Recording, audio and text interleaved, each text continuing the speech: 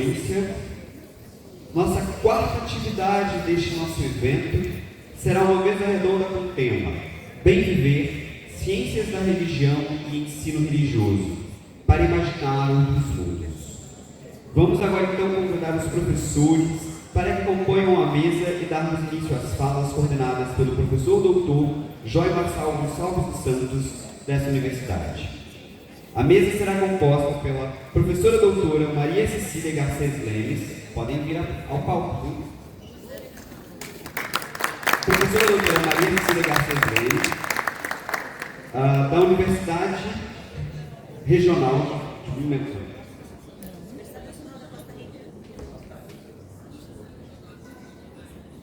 Professora, desculpem, teve uma falha no cerimonial. Professora da Escola Ecumênica de Ciências da Religião da Universidade Nacional de Costa Rica. Chamamos para subir novamente ao palco a professora doutora Natália Ferreira de Souza Martins, doutora em Ciências da Religião pela Universidade Federal de Juiz de Fora, professora da pós-graduação em Ciências da Religião da Faculdade Unida de Vitória e professora na Rede Estadual de Educação do Estado do Espírito Santo e coordenadora adjunta do Fórum Nacional Permanente de Ensino Religioso. E para coordenar a mesa, temos o professor doutor Joy Marçal Gonçalves dos Santos, doutor em Teologia pelas Faculdades EST, pós-doutor em Antropologia da Religião pela Universidade Federal do Rio Grande do Sul, professor e coordenador do Núcleo de Graduação em Ciências da Religião e professor do Programa de Pós-Graduação em Ciências da Religião da Universidade Federal de Sergipe. Passamos a voz então ao professor Joy para dar início ao trabalho da mesa.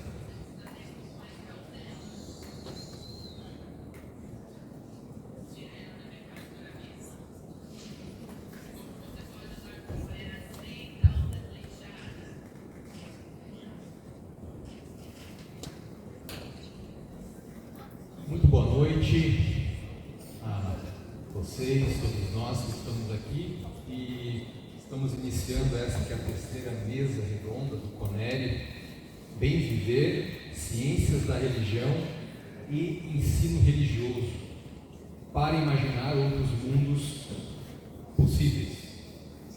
E, sem delongas, eu quero passar a palavra primeiramente para a professora Maria Cecília Garcês Leme, e passamos a ouvi-la então nesses próximos 30 minutos, e eu aviso. Capítulo 5.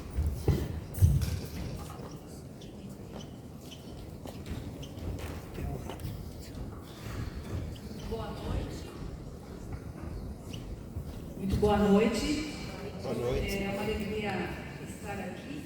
Eu venho da Costa Rica, sou brasileira, costarriquenha, vivo lá há 20 anos e trabalho na Universidade Nacional, que é uma universidade pública, no departamento que é a Escola Ecumênica de Ciências da Religião. É um departamento de uma universidade pública, portanto a gente trabalha com teologia, ciências da religião e ensino, educação religiosa, que seria a formação de professores de educação religiosa de uma forma totalmente laica. E então eu vou trazer algumas reflexões aqui, um pouco centro-americanizadas também e latino-americanizadas, porque sou muito brasileira, mas também já estou lá há 20 anos. Então a minha experiência, a minha prática é com essa realidade de Centro-América. Eu vou, depois da fala do professor Mário, ontem à noite, eu fiquei me questionando, porque a minha proposta hoje é apresentar algumas sementes que a educação religiosa e as ciências da religião podem plantar. Eu vou usar a metáfora desse plantio de sementes, porque eu venho da montanha, estou morando numa montanha. E então a realidade da natureza, ao ciclo de vida da natureza, de alguma forma já está impregnado em mim. Então eu escolhi essa metáfora, vou seguir com essa metáfora e penso que o que o professor ontem nos propôs, de alguma forma desarticulou um pouco alguns pensamentos que eu tinha sobre a origem do que é o bem viver, mas não tocou nos princípios e na validade desses princípios para nossas práticas em educação religiosa e ciências da religião. Como dizia Rubem Alves, mexeu com os meus pensamentos, isso é bom. Vou começar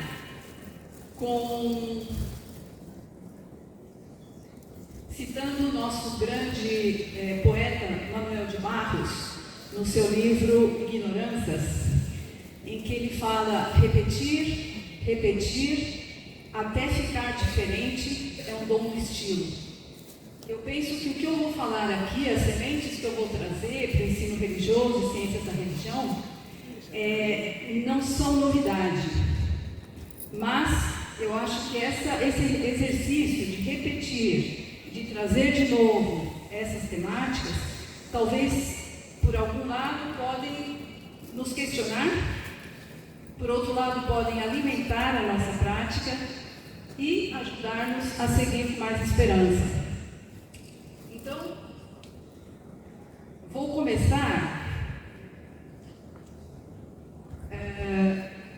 indicando, como nós temos visto aqui em várias colocações, hoje de manhã foi muito intenso, trazendo os desafios da nossa realidade, da nossa atualidade. Nós sabemos que são muitos, nas várias áreas da vida humana e planetária. E eu penso que para conhecer esses desafios em profundidade, a gente precisa sempre de novo desvelar, tirar o véu, descobrir, tirar o que está coberto, para conhecer profundamente as causas dos problemas que nós enfrentamos, tanto em nossas localidades como a um nível continental e um nível mundial.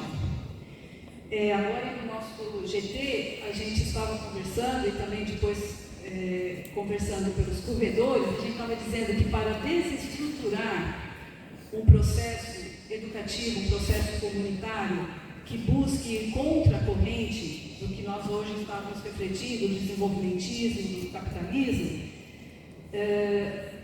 a destruição passa por destruir, ou seja, a desmobilização passa por destruir as localidades, as relações locais. Então eu penso que a nossa atuação, tanto no ensino religioso como nas ciências da religião, tem esse desafio de reconstruir, reenlaçar as relações que estão rompidas. Então eu quero convidar vocês, inicialmente, para fazer alguns questionamentos da nossa prática como professores e professoras. O que nos motiva a estar e trabalhar no ensino religioso ou nas ciências da religião? O que nos desmotiva ou impede uma incidência educativa mais adequada? Qual ensino religioso ou ciências da religião estamos cultivando? Qual é o modelo político-pedagógico que assumimos? Para que educamos? Que mundo ou que mundos plantamos, cultivamos e colhemos com a nossa prática educativa?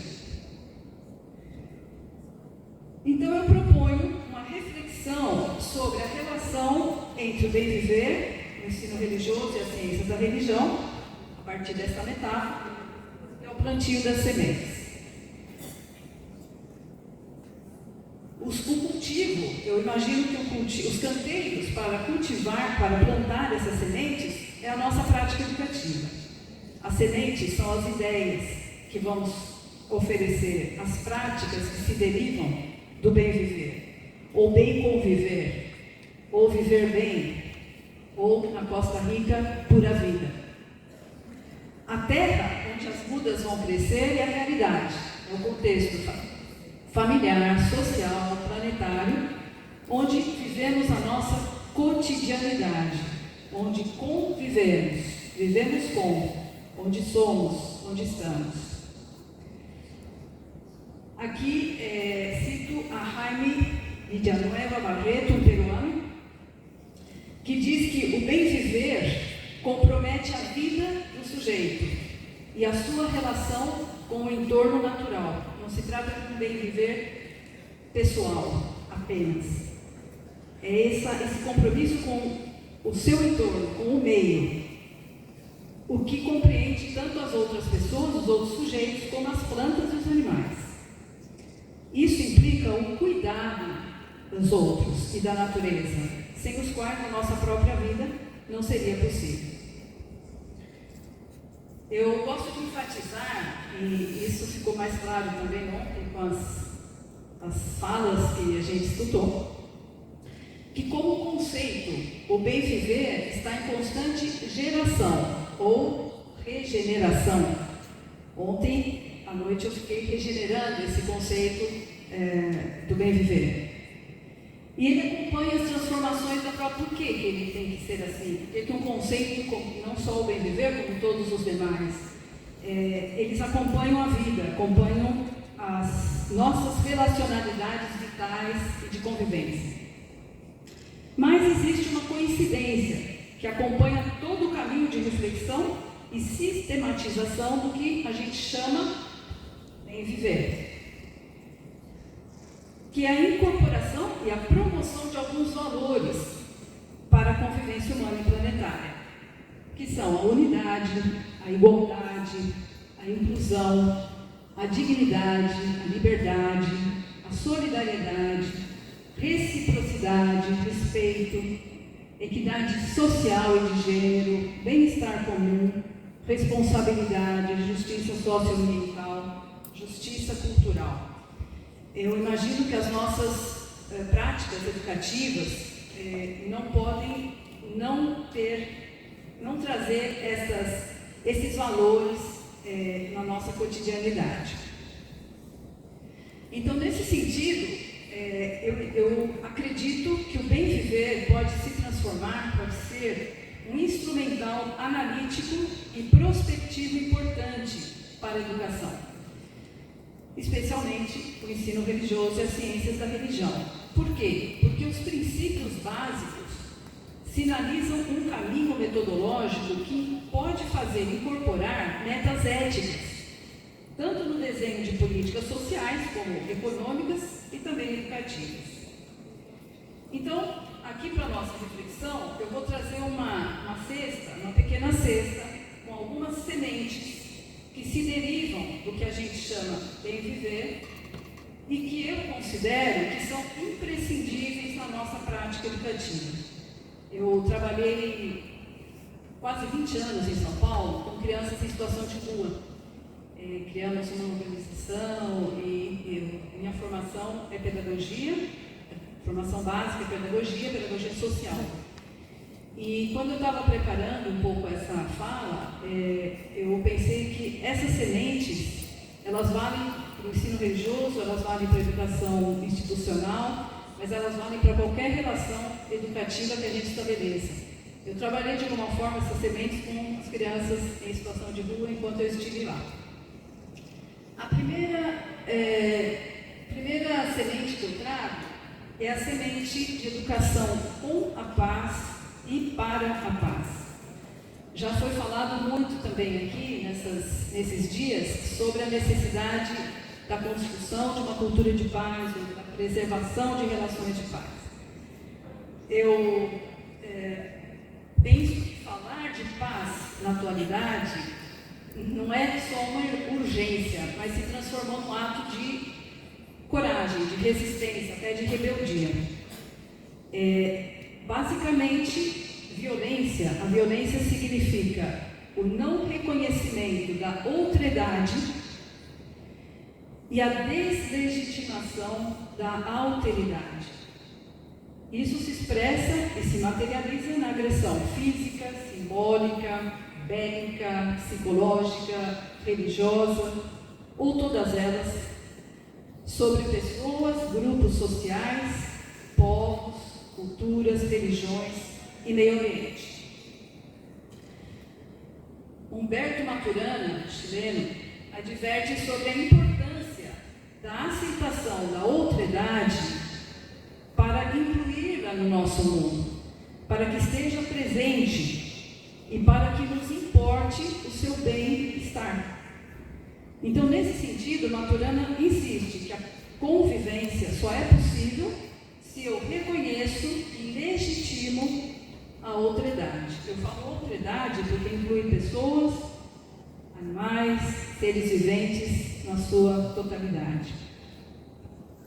Então, quando pensamos a questão da paz relacionada com o ensino religioso, ciências da religião, muitas perguntas surgem. Como esses espaços educativos podem contribuir para a geração de uma cultura de paz? Como superar a violência na educação, nos espaços eclesiásticos, na política e na sociedade em geral? Pessoalmente, para os meus estudantes lá da universidade, num país pura vida, um país que não tem exército, eu também me pergunto como fazer isso, porque no mundo cada vez mais bélico e violento, fica difícil trazer esse tema para as aulas.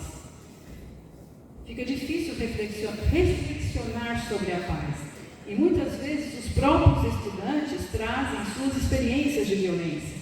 Violência nas suas famílias, nos seus bairros, enfim. Então, parece que esse cenário de paz é como um horizonte impossível de ser alcançado. No entanto, eu penso que o ensino religioso e as ciências da religião são espaços privilegiados para fazer essa abordagem.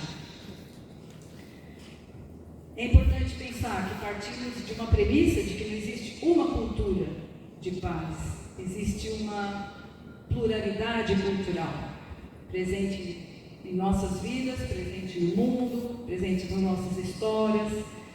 E tampouco existe uma concepção do que é a paz. Diferentes autores, aqui eu não vou entrar em detalhes, abordam de uma forma diferente, uma paz positiva, uma paz negativa, uma paz interior, uma paz social, uma paz que nasce de uma praxis política, uma paz perfeita, uma paz imperfeita, enfim. Mas eu acho que o importante aqui é recuperar que a nossa dúvida, a nossa dificuldade como educadores e educadoras, principalmente na nossa área de ensino religioso, ciências da religião, tem sido como abordar essa temática nas aulas. E aqui eu penso que é importante ter presente que a perspectiva da educação para a paz, obviamente, não significa ter um documento com uma uniformidade de ideias, porque eu creio que existem diferentes caminhos para a paz, porque existem diferentes formas de violência. Sempre trago na memória, no coração, esse trabalho intenso com as crianças em situação de rua. Então, como abordar o tema da paz, como dizer para eles não resolverem todos os conflitos quase se matando em golpes. Então, cada realidade, cada situação convida a uma intervenção educativa diferenciada. Não temos receitas, vocês sabem muito bem. A segunda semente que eu quero trazer aqui é a semente do cuidado. Também temos falado um pouco sobre a questão do cuidado interpessoal, intercultural, intracultural, como nos sugeriu ontem o professor, cuidado com a natureza, cuidado estrutural da nossa sociedade. Então, repetir até transformar, que cada dia, com mais evidência e tristeza, a humanidade vamos tomando consciência da nossa autodestruição e a destruição do planeta. Estamos exterminando nossa vida, e a nossa espécie e as outras espécies. Os acontecimentos recentes no Brasil são vários, né? Rio Grande do Sul, antes, faz pouco tempo, os incêndios por todo o país, demonstra, por um lado, a força criminosa, destrutiva, do que hoje de manhã a gente conversava com os colegas, e por outro, esse cenário também mostra a possibilidade de reconstrução. eu penso que a educação é uma forma de resistência e transformação. Eu sou uma educadora apaixonada e eu digo sim que a esperança para mim é como uma compulsão. Eu tenho esperança porque eu não posso viver sem ela. Então, eu acredito na força da educação, não de uma forma romantizada. Eu penso que nós temos, não poder, eu não gosto dessa palavra, mas eu penso que nós temos em nossas mãos a capacidade para fazer transformações que nós não vemos. Muitas vezes nós não acompanhamos, não podemos medir, mas é uma força imensurável. Então eu acredito que ainda existe uma oportunidade educativa para gestar um modelo de convivência humana e planetário diferente. Pessoalmente, eu considero que o colapso relacional e o colapso ecológico ainda são evitáveis. E o ensino religioso e a ciência da religião tem um papel fundamental para que isso aconteça. Então, em outras palavras, eu considero que é possível ainda aprender a conviver de uma forma solidária e cuidadora. É possível. E essa é possível e é necessário para a nossa sobrevivência como planeta e como humanidade. E isso passa pela educação, principalmente a educação que aborda as temáticas religiosas. O que eu estou falando aqui não significa uma cegueira, um negacionismo, um posicionamento ingênuo diante de tudo que a gente está vivendo. Mas é isso que eu falei, é a necessidade de esperançar, não só ter esperança, senão esperançar com o sentido do Paulo Freire. Porque se nós assumirmos uma postura colapsista, já não é possível fazer nada, em tantos anos vamos desaparecer. Então, o que vai restar para a gente é sentar e esperar o pior. Então, eu acredito que é possível ainda fazer transformações.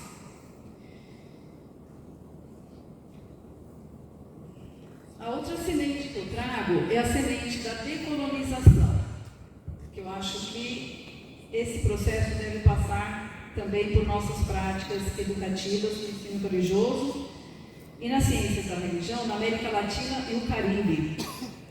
E isso traz muitos desafios. Quando eu escuto aqui e acompanho, obviamente, todas as notícias e acontecimentos do Brasil, eu vejo similaridades com outras situações que a gente vive em outros países, como na Costa Rica, por exemplo. Com mais intensidade, às vezes, uma situação de colonização, de opressão, de violência em um país ou em outro. Mas todos nós vivemos essa situação de países que passaram por processos bárbaros de colonização. Então, pensar o ensino religioso e as ciências da religião supõe muitos desafios. E um deles, eu penso que é a valorização da memória e da recordação, trazer ao coração, ou seja, uma evocação histórica e afetiva dos processos educativos e religiosos que marcam a nossa biografia na América Latina e o Caribe. Então, nesse exercício, eu acho que é importante fazer uma revisita com atenção, com respeito ao caminho já percorrido pelas gerações que nos precederam. Não só para descobrir ou visibilizar as contribuições teóricas que nos deixaram e as heranças metodológicas, mas também para averiguar como o ensino religioso e as ciências da religião foram cultivadas ao longo da nossa história e como continuam se manifestando nas diversas experiências de hoje em dia. Eu sei que já existem muitos estudos, muitas teses, muitos livros publicados, muitos fóruns que fazem esse exercício. Por isso, repetir. Hoje a minha ideia é repetir coisas importantes para a gente saber que através da repetição muitas vezes a gente vai transformar. Por outro lado, eu acho que essas disciplinas são convidadas a fazer uma revisão também profunda dos nossos princípios, objetivos, metodologias assumidos em nossas institucionalidades, tanto educativas como religiosas. Para superar aquele equívoco semântico que atribui a essas instituições o monopólio de expressão, de palavras, de crenças, de conceitos corretos, verdadeiros, comprovados. Então, eu acho importante que a gente se questione sobre as marcas da colonialidade nas nossas disciplinas para vislumbrar caminhos de e para uma decolonialidade educativa. Como sair desse enredo, dessa prisão que muitas vezes colocaram nossas disciplinas. Uma semente mais, a resistência. Faz 5 anos que eu estou participando, estou trabalhando em um projeto de extensão na Escola Ecumênica, onde eu trabalho, que se chama Educaciones, Espiritualidades e Resistências. Então, a resistência tem sido não só um conceito, senão uma necessidade, uma prática intensa na minha vida acadêmica nos últimos anos. E essa resistência que nasce das próprias comunidades, que nasce das pessoas, de grupos que lutam por temas diferentes. Então, nesse momento, nós temos uma rede com 17 comunidades de resistência. A maioria da Costa Rica, 3 de El Salvador e uma da Guatemala. Da Costa Rica, 100% das organizações são lideradas por mulheres. Então, a resistência costarricense tem rosto de mulher. Então, quando eu falo das sementes de resistência nas disciplinas do ensino religioso e das ciências da religião, eu trago isso porque eu penso que é uma semente imprescindível para essas disciplinas, para que elas se mantenham, sobrevivam, resistam, apesar e através das dificuldades. Eu não sei aqui, na Costa Rica, sei um pouco aqui, mas não totalmente. Na Costa Rica, nós somos um país constitucionalmente católico, acho que é um dos últimos. Artigo 75 da Constituição do país diz que o país é católico. Sim, no entanto, o país já apresenta uma diversidade religiosa intensa. Temos estudos, pesquisas, levantamentos. Hoje, os católicos, as pessoas que se dizem católicas, um pouquinho mais de 50%. Tem muitas outras já confissões religiosas e muitas pessoas que não pertencem a nenhuma religião. No entanto, o país ainda na Constituição se diz católico, mas toda a luta de muitos anos já tem libertado o ensino religioso, principalmente nas escolas públicas, de ser um ensino católico. Mas temos que resistir, ou seja, como uma vez numa aula falando sobre a multirreligiosidade, sobre o respeito, todas essas questões que a gente tanto apresenta, uma professora de ensino religioso, mais madura, falou: professora, eu estou totalmente de acordo, mas eu não sei fazer diferente. A vida inteira eu dei catequese na escola. Então, essa questão da resistência nossa, e também dos professores que estão diretamente nas aulas, né? Para que precisamos resistir? Para promover as culturas conceituais e metodológicas necessárias. Ontem o Gustavo nos apresentava, né, uma das tarefas, né, que você fez com os estudantes, essas culturas metodológicas. E para alimentar o processo de decolonização das nossas práticas educativas. E a última semente que eu quero trazer no dia de hoje é a semente da esperança, eu insisto em ter esperança. Que é uma esperança que também é expressão de uma resistência decolonial, porque sempre existe um horizonte de sentido para onde a gente pode caminhar. A Esperançar, de Paulo Freire. E, para seguir os colegas também que trouxeram aqui anteriormente, o Ailton Krenak, eu gostaria de citar, fazer uma citação dele, que expressa essa esperança das nossas práticas, da nossa vida humana e das nossas práticas. Citando: nosso tempo é especialista em criar ausências do sentido de viver em sociedade, do próprio sentido da experiência da vida. Isso gera uma intolerância muito grande com relação a quem ainda é capaz de experimentar o prazer de estar vivo, de dançar, de cantar. E está cheio de pequenas constelações de gente espalhada pelo mundo que dança, canta, faz chover. O tipo de humanidade zumbi que estamos sendo convocados a integrar não tolera tanto prazer, tanta fruição de vida. Então, pregam o fim do mundo como uma possibilidade de fazer a gente desistir dos nossos próprios sonhos. E a minha provocação sobre adiar o fim do mundo é exatamente sempre poder contar mais uma história. Se pudermos fazer isso, estaremos adiando o fim do mundo. Então, para não finalizar essa conversa, porque eu acho que é uma conversa que não tem um final, né? A gente vai estar sempre retomando. Eu digo que com esse convite que eu fiz hoje para plantar algumas sementes do bem viver, eu quis propor um olhar camponês, campesino, afetivo e analítico diferenciado sobre a educação, mais especificamente o ensino religioso, ciências da religião. Acho que esse encontro, esses dias, nos está deixando sempre com mais perguntas do que respostas. Então, o ensino religioso e as ciências da religião que desejamos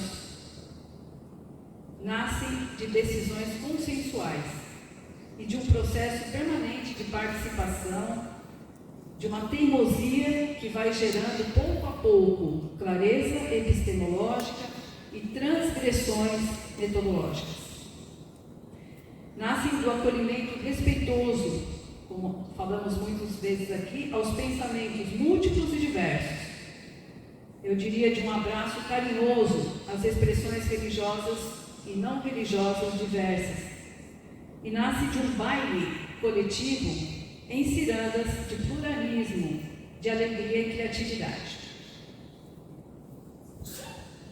Obrigada.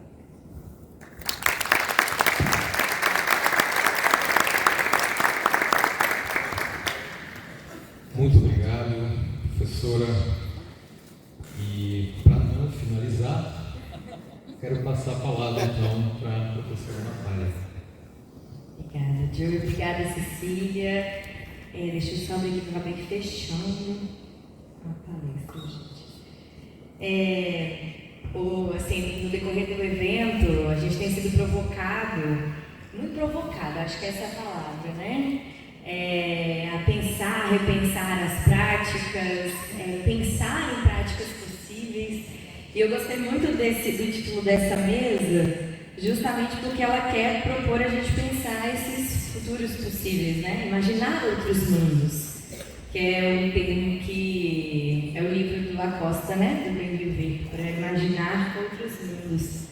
E daí, para além de fazer a palestra, eu estava olhando bastante coisa sobre o Bem Viver, li, debrucei no livro do Lacosta e achei muito fantástico e me inspirou em algumas coisas também para eu escrever a partir das minhas vivências acadêmicas, tanto quanto pesquisadora, também quanto professora da escola básica. Então,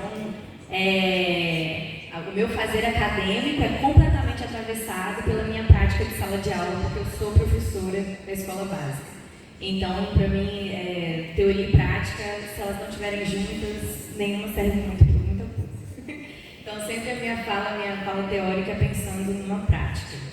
Então, infelizmente eu não fiz slide. Eu vou tentar fazer uma leitura mais dinâmica também, respeitando as pausas e dando uma dinamicidade aqui para não ficar chato. Foi. E daí eu intitulei aqui a minha fala de "Para recriar outros mundos, o potencial transformador do ensino religioso".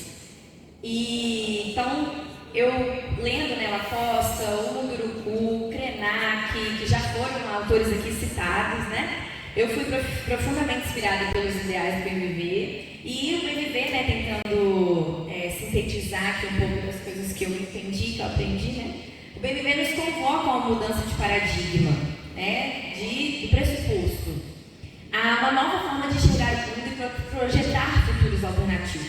Diante da realidade em que vivemos, fica evidente que, se continuarmos no caminho atual, não restará muita humanidade em breve. Então, a lógica do desenvolvimento a qualquer custo tem nos desumanizado e nos destruído. E daí o Bem Viver, por outro lado, nos desafia a reconstruir nossas sociedades com um propósito de justiça social, ecológica, adotando uma perspectiva biocêntrica. Eu achei isso fantástico, que valoriza os saberes ancestrais dos povos originários. Ele propõe uma construção de mundo fundamentada na coletividade, na harmonia e no equilíbrio com a natureza, reconhecendo que somos parte integral dela. Então, estamos, pelo que entendi, né, e a minha proposta é essa também, se tratando de uma visão sobre o ser humano e, por extensão, uma sociedade que desejamos construir. Isso implica, então, uma nova concepção do que significa humanizar e, consequentemente, de qual deve ser o objetivo da educação. Entendendo a educação como processo de formação do mundo humano, de uma cultura que perpetua os saberes essenciais para a nossa humanização e sobrevivência, surge a necessidade de práticas educativas que promovam e vivenciem os valores do bem viver. Embora a educação, né, aconteça em vários âmbitos, a escola vai desempenhar um papel crucial, sendo a instituição onde ocorre a socialização, né, do saber sistematizado e a transmissão de conhecimentos essenciais para a formação humana. A escola, portanto, uma estrutura humanizadora, onde os objetivos sociais e humanos eles se moldam. Nela, então, o bem viver pode servir como um paradigma, orientando nossas práticas educativas para formar pessoas solidárias, empáticas, coletivas, que vivam, né? Porque na filosofia do Ubuntu, eu sou porque nós somos. E daí isso tudo, que foi bem a pergunta que surgiu muito hoje de manhã, nos leva a refletir ao como. Né, gente? Então, várias pessoas hoje nos perguntam falam como? Então, cada ação que nós realizamos em sala de aula, mesmo de forma inconsciente, contribui para determinados objetivos. A gente viu, né, o professor Gustavo falou um pouco sobre isso, de ter intencionalidade nas nossas práticas. Como, então, podemos sensibilizar os estudantes para esses valores do bem viver? Como promover o bem viver no contexto da educação escolar? Esse vai ser o meu ponto central. Considerando o ensino religioso como parte da educação básica, ele tem um papel nesse processo. Será que ele pode nos guiar no como? Vou tentar. Dá pelo menos uma proposta de um como que a gente pode fazer. Então, na nossa mesa, né, a gente está falando aqui de ciência da religião, ensino religioso e bem viver, e possibilidades para recriar o tudo. E daí, quando eu falo desse binômio ciência da religião e ensino religioso, eu estou pensando na ciência da religião enquanto essa área de referência que subsidia o ensino religioso com os saberes sistematizados pela ciência sobre a religião, que serão parte dos conteúdos do Ministério do Ensino Religioso. Para além disso, a ciência da religião também acaba oferecendo abordagem, uma forma de pesquisar o fenômeno religioso que nos permite extrair aquilo que importa para os objetivos educativos que precisamos. Unido aos processos pedagógicos provenientes das teorias educacionais, temos, então, um ensino religioso relevante para a sociedade. Só que daí, antes da gente prosseguir aqui, eu preciso abrir um grande parêntese. E vai ser um parêntese um pouco longo, mas provocativo. E tem uma intenção. Só uma pequena... Quando eu falo desse binômio, ciência da religião e ensino religioso, eu tenho sido incentivada por alguns colegas a pensar algumas questões, e eu quero pontuar, porque elas mudam um pouco a perspectiva história epistemológica que a gente olha esse binômio ciência da religião e ensino religioso. Vamos lá. Não é uma novidade, mas é importante lembrar que a história desse binômio juntinho, ciência da religião e ensino religioso, nem sempre foi assim. Então, nos últimos anos, temos acompanhado no campo das ciências de geral no Brasil incentivos práticos. MEC e CAPES têm tido um olhar mais preciso para a parte da extensão nessa tríade de ensino, pesquisa e extensão. E daí, por conta da herança iluminista que nos acompanha, essa parte da aplicação social tende a ser desafiadora e até desvalorizada. Até porque nós nos acostumamos a justificar o saber pelo saber sem problematizar muito sobre isso. Na ciência da religião, o cenário não é diferente. A conversa sobre abre aspas, ciência da religião aplicada, fecha aspas, é recente se pensarmos a história da área no Brasil. Essa conversa sobre a aplicação da ciência da religião, principalmente depois dos anos 2000, tomou o rumo da educação básica, principalmente tendo como foco o ensino religioso. Isso se deu por uma confluência de fatores históricos sociais que acabaram culminando nas DCNs para licenciatura em Ciências da Religião. Mas cabe pontuar mais uma vez que essa preocupação, essa aproximação com o ensino religioso é muito recente. Até então, o ensino religioso corria ao largo, tentando sua legitimação pedagógica por outros meios, uma vez que a ciência da religião nunca havia muito demonstrado interesse sobre esses espaços de disputa. E esse é um capítulo da história do FONAPE bastante destacado, porque foram inúmeras tentativas de emplacar perante o MEC uma licenciatura em ensino religioso, mas muitas vezes sem sucesso. Então, vários setores aí da ciência da religião viram no ensino religioso esse espaço de aplicação que ainda estava em falta. E daí cunhou-se dizer, então, que o ensino religioso seria parte então, dessa ciência da religião aplicada. Não vai ser interesse hoje problematizar o que é essa ciência da religião aplicada, se de fato o ensino religioso nesse lugar, mas é a realidade que está posta. O ensino religioso realmente precisava de uma área de referência, de um curso de formação inicial, para formar os professores que fugissem desse viés confessional. E, por outro lado, a ciência da religião precisava de um campo de aplicação para sua investida na licenciatura. Se deu, então, essa união. Mas ela não estava dada, ela não estava posta. Foi preciso o empenho de ambos os lados para essa conversa fluir. Não acho que ainda a gente chegou no consenso, porque a ciência da religião é uma área muito ampla, multidisciplinar, e o ensino religioso é um componente curricular da educação básica, mas a gente tem dado passos muito significativos nisso, né? Então, hoje a gente tem imposto que a ciência da religião é a ciência de referência para o ensino religioso. Então, pensando nesse cenário histórico, mas na minha tese de doutorado, que foi orientada pela professora Elisa, que está aqui me ouvindo, foi esse esforço, então, de trazer para uma proposta epistemológica da ciência da religião, dos clássicos, para o ensino religioso. Daí foi o autor que eu utilizei, que foi o Joaquim Vá. E a forma, principalmente, como ele compreende a ciência da religião, ajuda a gente a pensar a possibilidade de aplicação para o ensino religioso. Mesmo ele não estando pensando na educação básica, a forma como ele conceitua a experiência religiosa, as expressões e a abordagem, que eu acho bastante interessante, que eu vou pegar bastante hoje, que é a compreensão empática, permite a gente pensar e construir pedagogias para o ensino religioso. Mas agora, para mim, o que é categórico nele, que é o diferencial, e daí eu continuo meu parêntese mais um pouquinho, é que ele defende a ciência da religião a partir do seu imperativo prático. A interpretação e a compreensão da experiência religiosa, que é a tarefa do cientista e da cientista da religião, sempre tem uma aplicabilidade. E esse não deve ser o mote exclusivo da ciência da religião, mas de todas as ciências. Então, toda ciência serve a algum propósito, né? Então, assim, eu sou contrário, meu autor também me ajuda a pensar nisso, é contrário à hipótese de uma pesquisa neutra, livre de premissas. Ele vai falar com precisão que os pressupostos, inclusive, as intenções do pesquisador e da pesquisadora precisam estar apresentados antes de se inicializar a pesquisa, garantindo a honestidade da condução do estudo e a possibilidade de um debate sem camuflagens. E daí o Rubem Alves, ele vai concordar com o nesse sentido, porque para ele não existe uma ciência humana desinteressada. Toda teoria social é também uma teoria pessoal, que pulsa na vida daquele que a produz. Portanto, é necessário dizer de onde a gente parte, qual a nossa trajetória, nossos objetivos, para que fiquem claras as nossas razões. Porque, aí eu abro aspas para o Rubem Alves, todo ato de pesquisa é um ato político. O conhecimento que produzo será usado por alguém num projeto específico de controle e manipulação, na medida em que o pesquisador se engana dizendo que está produzindo conhecimento puro, ele se presta a ser manipulado mais dócil e ingenuamente.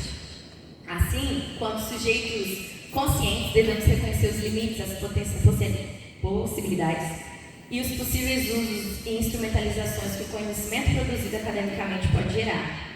Então, a gente precisa pensar a ciência da religião como a sua finalidade social.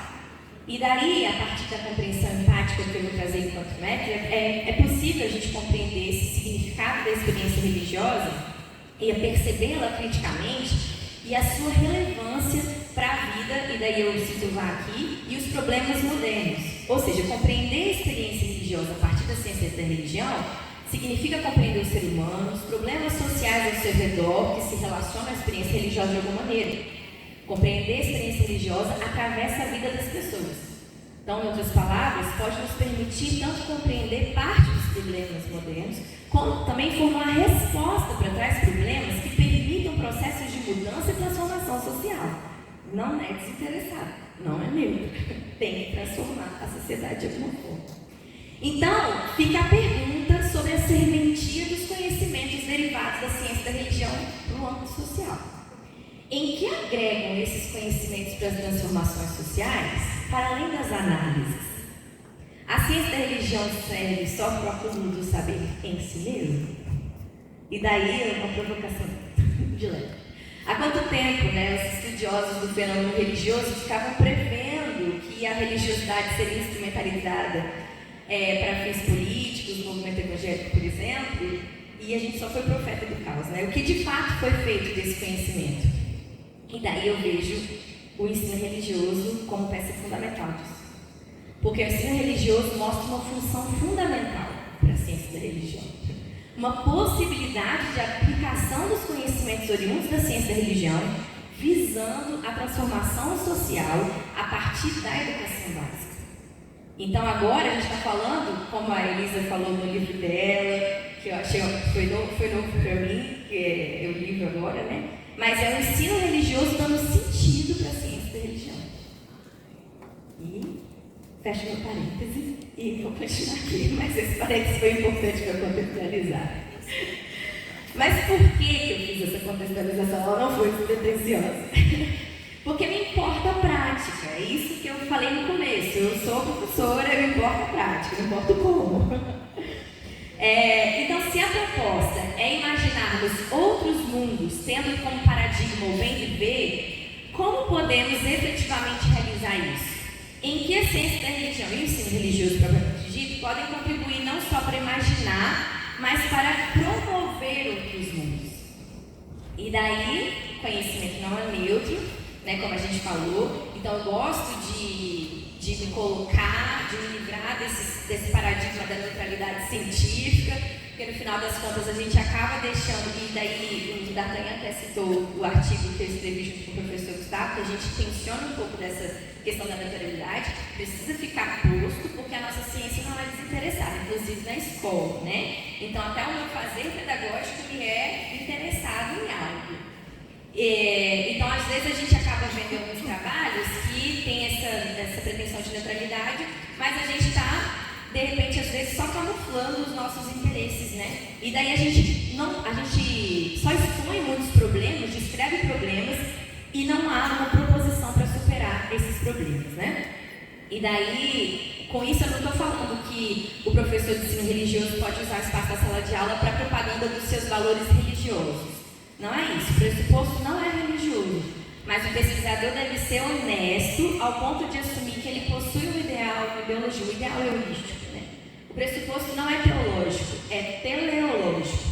Nesse sentido, meu compromisso ao pensar a ciência da religião e o ensino religioso hoje vai ser o bem viver, buscando uma vida harmoniosa com a natureza e com as outras formas de vida, priorizando o equilíbrio, a reciprocidade, a solidariedade, longe do acúmulo de riquezas, fundamentado em uma visão biocêntrica onde o ser humano é parte de um todo interdependente, propondo uma sociedade orientada pela justiça social e ambiental, pela valorização dos saberes ancestrais e pela convivência em coletividade, fazendo aí bem do lado das coisas do bem, Então, eu tenho elaborado nos meus escritos, as bases de um ensino religioso empático, que algumas pessoas já conhecem, que eu já falei, outras eu não sei se já teve acesso ao texto que eu escrevi. Normalmente as teses nunca são livros, então hoje eu tenho a oportunidade de falar um pouquinho sobre essa teoria que orienta a minha prática docente, tanto como professora de ensino religioso, que eu pude ser, mas também hoje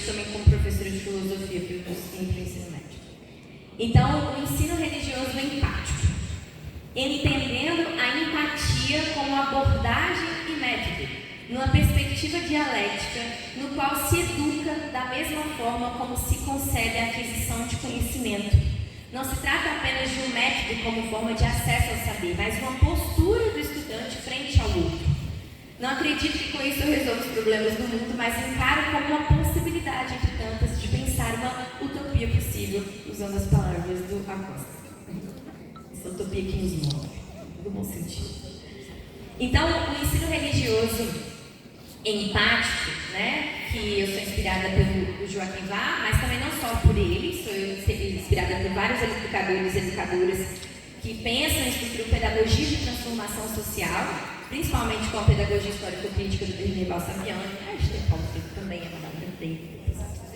Então, eu acredito que a empatia, ela pode ser um como possível. Uma vez que pensar numa lógica de bem viver, é pensar uma visão de mundo em mudar as estruturas de sentido, horizontes de significação de vida, assim como a religião. A religião se encontra nesse mesmo lugar de atribuição de sentido de vida, percepção do mundo, e é aqui que mora a contribuição do ensino religioso com o bem viver. É possível transformar pessoas a partir da empatia para que se transformem em mundos. Então, a primeira coisa que o meu autor vai fazer é mostrar como que a gente usa a empatia enquanto pesquisador da ciência e da religião. Então, primeiro, o propósito dele é fazer isso com os pesquisadores. Então, eu vou trazer depois isso da escola. Então, por isso que eu falo que é uma dialética, porque você busca o conhecimento com a empatia e você age na sua vida a partir da empatia também, né? Então, você retroalimentando. Então, primeiro, o pesquisador precisa entender, né, a experiência religiosa como um dado expressado pelos seres humanos, sendo possível suspender a questão da validade, mas ainda reconhecer o caráter intencional dos atos religiosos. Então, a ciência da religião não busca validar as crenças, mas entender o que elas significam para os praticantes. Então, o objetivo da ciência da religião não é meramente descritivo, mas envolve uma compreensão integral dos atos religiosos e das suas intenções, considerando suas manifestações e os sentidos atribuídos pelos praticantes. Então, essa disciplina, que vai se diferenciar, né, da sociologia e da filosofia, vai entender a experiência religiosa como um fenômeno sui generis, que deve ser compreendido a partir das manifestações. E daí que isso vai ser bem importante para o ensino religioso, porque o objetivo do ensino religioso não é ensinar os estudantes a serem religiosos, mas sim proporcionar ferramentas para compreender as religiões por meio de suas expressões e significados. E compreender nesse contexto vai além de descrição, envolve a imersão nas experiências, na atribuição de sentido que elas carregam para a vida humana. Então, como a gente está lidando com um objeto vivo, um objeto dinâmico e muitas vezes ambíguo, é preciso de um método adequado, né? Um método que dê conta dessa complexidade. E daí ele vai falar da empatia, da compreensão empática, que ele não pressupõe neutralidade ou indiferença, mas uma relação de afinidade e de interesse do pesquisador frente ao seu objeto. Essa simetria, né? Essa abordagem reconhece o caráter humano da experiência religiosa, permitindo também que o pesquisador e o pesquisado atribuam significado, percebam, né, que atribuem significados à sua existência, sendo religioso ou não. Por meio da imaginação, o cientista também pode ultrapassar suas próprias vivências e se colocar no lugar do outro, buscando entender como o outro se sente, como o outro interpreta a sua experiência religiosa. Esse processo, que exige empatia e abertura, deve ser realizado pelo docente de ensino religioso antes de entrar em sala de aula, como parte da sua prática científica. Aí, a gente vem para o ensino religioso, que historicamente foi instrumentalizado, né, muito para fins políticos e religiosos. Então, instrumentalizou-se a experiência religiosa para fins políticos e religiosos, resultando em muitas posturas antidemocráticas, aliadas sempre ao interesse do status quo social. No entanto, hoje em dia, né, e com a minha abordagem, eu não quero instrumentalizar essa experiência para qualquer fim, que foi o que o professor Gustavo até falou. Eu também não quero partir de uma religião para esperar uma mudança, porque senão isso também seria confessional, né? Mas a gente pode compreender a experiência religiosa sem validar as verdades que ela pretende expressar. Dessa forma, o fenômeno religioso é valorizado como uma expressão humana de significado e produção de sentido. O ensino religioso que se propõe a ser humanizador. Então, ele não deve atender propósitos confessionais, proselitistas ou religiosos, mas sim propósitos princípios de laicidade, colaborando com a formação de cidadãos críticos, de pensamento crítico, de pensamento autônomo, preparados para conviver em uma sociedade democrática, com justiça social e também ambiental. Esse ensino religioso humanizador vai oferecer aos estudantes as ferramentas para a construção e transformação das suas próprias experiências, incentivando a compreensão e o respeito mútuo. A compreensão empática da experiência religiosa é útil para esse propósito, já que através dela é possível uma compreensão integral do fenômeno religioso, tomando como suporte os processos didáticos e pedagógicos da epistemologia, da pedagogia histórico-crítica. E daí eu vou mostrar como que a empatia pode ser entendida como um instrumental de construção do saber sistematizado sobre a experiência religiosa, o qual os discentes vão ter acesso a partir do ensino religioso. E daí ela pode ser dividida em 3 etapas, que não são separadas, elas são interdependentes. Então, para a empatia poder acontecer, ela precisa de 3 coisas. Eu vou separar mais ou menos, mas elas acontecem de forma, às vezes, simultânea. E é uma metodologia hermenêutica que começa despertando, por exemplo, o interesse genuíno dos estudantes em aprender. O interesse que é cativado e cultivado a partir das experiências religiosas dos discentes, trazidas para a sala de aula como ponto de partida do processo de ensino-aprendizado e problematizada principalmente em sua dimensão social, despertando a curiosidade dos discentes pela apreensão do conteúdo. Se der tempo, eu vou dar um exemplo. Eu vou correr porque eu não sei quanto tempo eu tenho ainda. Não, é porque eu botei aqui o exemplo, então aqui, se der tempo eu falo, senão eu vou pedir para alguém perguntar o exemplo, aí eu engano o tempo. Mas depois eu falo, eu vou falar da metodologia, depois eu vou. Então, a primeira etapa seria despertar esse interesse, essa curiosidade, fazendo perguntas, fazendo problematizações. Então é isso, é aquele espanto da filosofia, né? A gente dá um espanto para gerar essa fixação, essa aproximação, essa afinidade com aquilo que você vai falar, problematiza, faz perguntas e a gente continua assim com o processo. E daí a compreensão empática já vai para o segundo, que é o primeiro então é interesse, o segundo é a consciência de uma característica comum e a terceira seria a imaginação. Então, primeiro interesse, agora o caráter humano. A compreensão empática exige também uma constatação do caráter humano, que se dá por meio de processos de mediação dialógica com o professor e o discente. Nesse processo, os conteúdos vão ser expressos pelo docente, conduzindo à comparação dos elementos das expressões da experiência religiosa, culminando então numa instrumentação, na qual os estudantes têm acesso ao saber e ao instrumental de acesso ao saber sistematizado sobre a religião.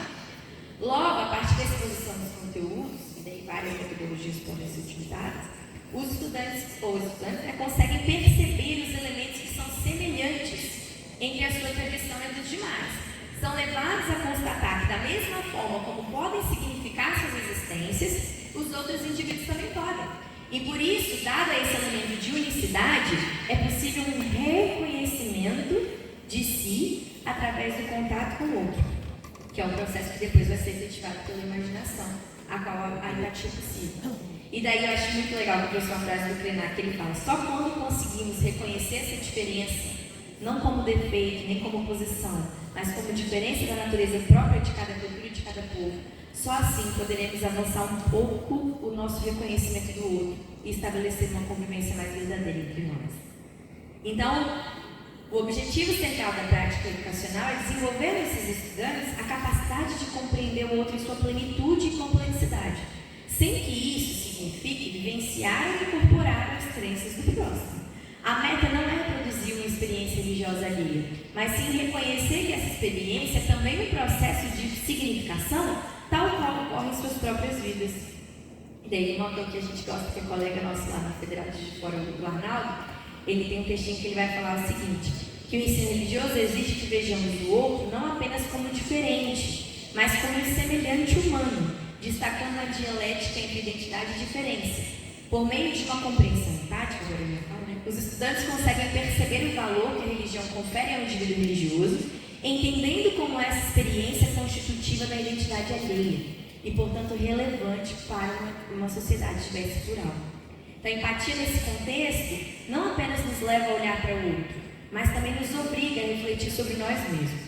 Essa postura postura permite aos estudantes entender que, ao interagir com outras experiências de sentido, eles exploram outras possibilidades de ser e se reconhecem como iguais.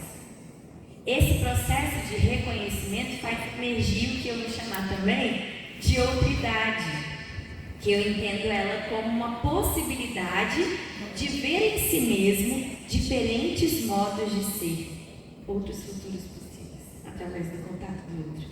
E isso alimenta uma postura que vai além da mera observação passiva. Então, o ensino religioso vai se tornar um espaço para essa prática transformadora. Ao estudar os fenômenos religiosos diversos, com bastante interdisciplinaridade e tudo mais, o estudante é convidado a ampliar a sua percepção sobre o mundo, confrontando seus próprios conceitos com outros horizontes de significado. Esse confronto crítico com conteúdos diversos é fundamental, pois transforma o ensino religioso em uma oportunidade de reflexão que ultrapassa o campo religioso e promove a educação para uma cidadania democrática, respeitosa, justiça social. Aqui, a imaginação vai ganhar um papel central, porque é por meio dela que o estudante transcende os limites da sua própria experiência e se projeta para entender o outro, adentrando os domínios que a gente não conseguiria com a experiência real. Então, diante dessa abordagem empática, o ensino religioso assume uma função social formativa, onde não buscamos que os estudantes se tornem religiosos ou que sigam uma tradição específica, mas sim que aprendam a coexistir. A empatia torna-se um valor, um princípio orientador que substitui a religião como fundamento. Ela promove o bem viver, um conceito que propõe um modo de existência pautado na reciprocidade, na compreensão de que o bem-estar de um indivíduo está intrinsecamente ligado ao bem-estar coletivo. Inspirado em tradições originárias, o bem viver sugere que a convivência harmônica e a interdependência com a natureza e com os outros seres é o verdadeiro caminho para a sociedade justa e equilibrada. E a conclusão? A empatia, portanto, é fundamental para o bem viver e para a prática de um ensino religioso transformador.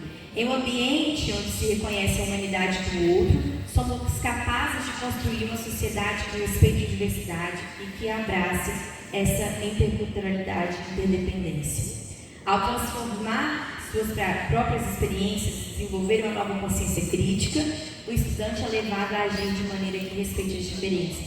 Em última instância, o ensino religioso se torna uma prática de empatia que aponta para uma nova ética de convivência, um chamado para recriarmos juntos outros mundos possíveis. Obrigada.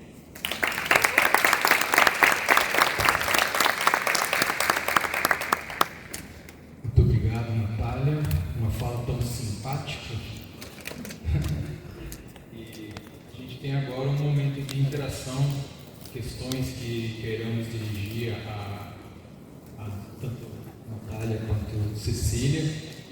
E a dinâmica pode ser a partir do escrito, né? As perguntas escritas que talvez possam dirigir para cá, ou no microfone, inscrição por microfone. Gente, eu estou falando com alguém que está ali, tá? Não estou imaginando que é possível. D'Artagnan, você está pedindo, então, uma lugar de pergunta. Tá. Vamos fazer, talvez, 3 inscrições. Se alguém mais se sente agora já no momento. Elisa e Elcio, né? Então, nessa ordem, D'Artagnan, você faz a sua primeira questão. Vamos fazer as 3 questões e depois voltamos aqui, pode ser? Ou qual é melhor, né? Não é armário, mas sair de trás, né? Enfim, eu quero primeiro agradecer, né? Não é bem necessariamente uma pergunta, é mais algo que eu quero trazer para pensarmos juntos. Gostei muito da metáfora da semente, porque eu trabalho com essa metáfora. Eu não consigo fazer surpresa muito, né? Então, eu preparei uma frase de encerramento, uma fala de encerramento para amanhã, que também vai trazer uma metáfora envolvendo plantas. Então, se você está falando da semente, eu vou falar um pouquinho mais para cima. Então, sigamos por aí. Mas é lembrar de uma coisa que eu falo muito com os meus alunos nas aulas, que que, apesar das críticas à BNCC, e elas sempre vão existir, um documento é perfeito, nenhum currículo é perfeito, ele é um ponto de partida de algo, né? Acho que a gente tem que, às vezes, isso que eu falo não é na ideia de evitar que pessoas façam críticas, né? Mas a gente tem que parar de querer perfeição e imaginar que todas as construções são costuradas. Mas a partir da BNCC, a partir desse marco que a BNCC é para o Brasil, desse currículo, dessa renovação, a gente vê um novo traço para o ensino religioso, uma nova fase do ensino religioso a nível nacional, que tem até 2028 aí para ser implementada efetivamente. E essa nova fase, eu falo que olhar, ler, né, como eu disse no meu discurso de abertura, o que está nas entrelinhas, o que está não dito. E quando a gente analisa o texto da BNCC como um todo, analisando todo o currículo do ensino fundamental no Brasil, o que eu vejo é o seguinte: o ensino religioso, apesar de estar ali discretamente colocado, ele assume um ponto de destaque central. Porque quando a BNCC fala lá nos seus inícios sobre quais são os seus focos, suas prioridades, como uma educação integradora, que promova a paz, que promova tudo isso, eu fiz meu deverzinho de casa e fui resgatar os outros currículos na BNCC. E o único currículo que efetivamente retoma as bases originárias da BNCC de forma clara, explícita, literal, é o ensino religioso. Então essa fala, principalmente, que a professora Cecília trouxe de plantar a semente, de trazer essas sementes, ela volta como um papel pedagógico essencial do ensino religioso hoje. De forma que talvez a gente pudesse pensar ele, e eu tenho trocado essa palavrinha com os meus alunos, não como uma disciplina, mas como a BNCC chama, como um componente. Porque ele não é mais, pelo menos a meu ver, um conteúdo só disciplinar.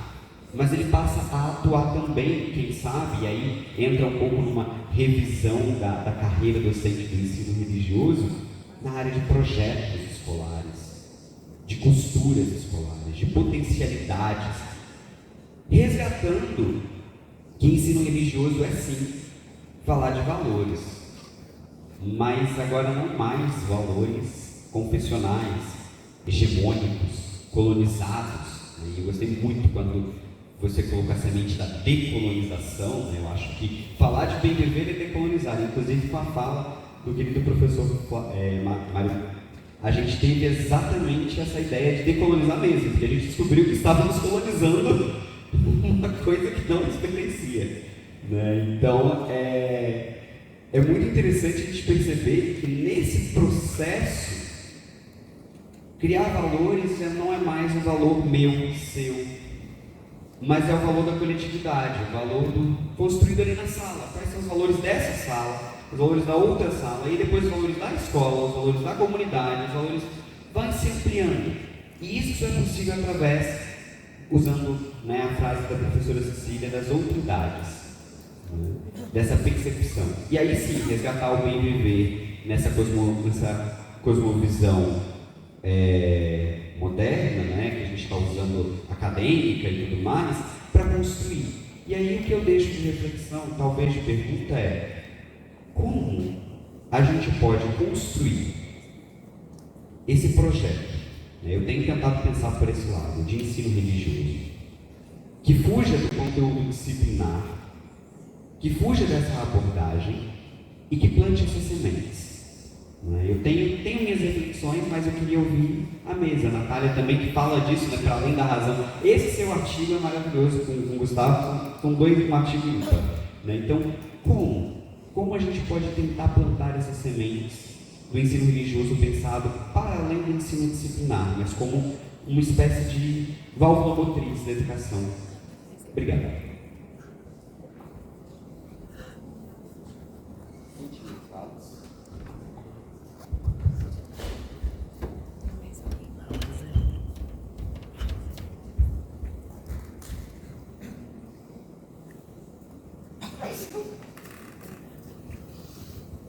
Boa noite a todos e todas. Obrigada pelas falas tão potentes da Natália, da professora. Obrigada pela mediação de mim. É uma mesa muito bonita, né? E eu mandei que eu consegui consegui resistir, então mandei lá no grupo dos professores lá do meu departamento. Corta a gravação aí, por favor. Eu falei assim, ó gente, os egressos estão fazendo bonito, talvez melhor que a gente. Por causa de D'Artagnan, por causa de Natália, do Estado aqui. Fico muito feliz de ver você falando, com tanta potência, com tanta fé, né? Porque eu estava falando com a Eliane agora há pouco, educadores e educadoras são pessoas crentes, né? A gente tem que acreditar. Né? Então, eu me coloco nesse lugar de cientista da religião, cientista social, que trabalha com teoria, mas você sabe que a prática é aquilo que tem mobilizado a minha atuação na universidade. Mas eu percebo que a nossa ciência da religião é uma ciência da religião encastelada. Eu estou usando essa expressão nos textos, nos últimos textos, encastelada. As pessoas não gostam de ouvir isso. E eu acho que, de uma certa forma, problematizar isso publicamente num evento como esse é também nosso papel social. Também nosso papel social. De provocar a quem está no campo da prática, lembrar que uma prática sem teoria é esvaziada, e quem está no campo da teoria, pensar sem aplicação, torna-se, com perdão da palavra, eu falei para os meus colegas há pouco tempo, torna-se masturbação da reflexão. Então, a tua fala é muito bem-vinda, Natália. Eu espero que você continue falando assim, provocativamente, nos próximos eventos. E aí a professora tocou num assunto, né, que tem me mexido existencialmente, que é a importância da recordação. Né? Há pouco tempo eu estive falando com uma professora pelo WhatsApp e ela me falou tantas coisas sobre trajetória, construção, do ensino religioso, que me deixaram muito emocionada. E ela me lembrou do nosso primeiro encontro. Quando eu me encontrei com ela pela primeira vez, ela falou assim para mim, eu estava entrando, né, na seara do ensino religioso, ela falou assim para mim, Elisa, o trabalho de quem atua no campo do ensino religioso é um trabalho de formiguinha. Eu não vou esquecer dessa metáfora nunca, porque literalmente é um trabalho de formiguinha. A gente faz coisas aqui e ali e a gente não enxerga muitas vezes o que está acontecendo. Então, recordar, né, é trazer essas pessoas que começaram há 30 anos atrás o trabalho que hoje a gente vê consolidado, trazer a memória delas para agora. E não fazemos isso sempre. Não recordamos sempre. E a recordação, ela é parte fundamental da identidade, né? De quem somos, do que fazemos e por que chegamos aqui. Chegamos aqui porque outras pessoas abriram os caminhos para a gente chegar aqui. E semearam, a gente foi colhendo e agora a gente tem que continuar semeando. Então, eu queria comentar realmente a fala de vocês, no sentido de agradecê-los pela reflexão que vocês fizeram hoje, que foi muito potente. E eu queria dizer, Natália, que se você quiser nos dar um exemplo de metodologia, eu fico muito grata.